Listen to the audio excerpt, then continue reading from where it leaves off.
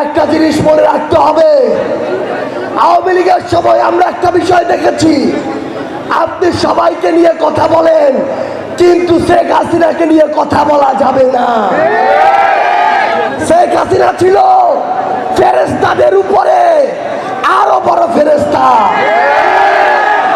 আগামীর বাংলাদেশে যত বড় দল হোক, যত বড় নেতা হোক, যত বড় নেত্রী হোক, কাউকে এই প্রশ্নের ঊর্ধ্বে রাখা হবে না।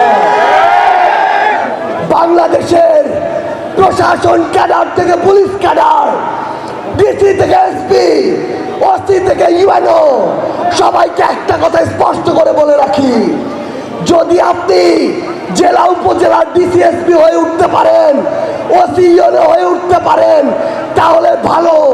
যদি আপনি কোনো দলের হয়ে উঠেন তাহলে আওয়ামী লীগের সময়ের কথা মনে করুন।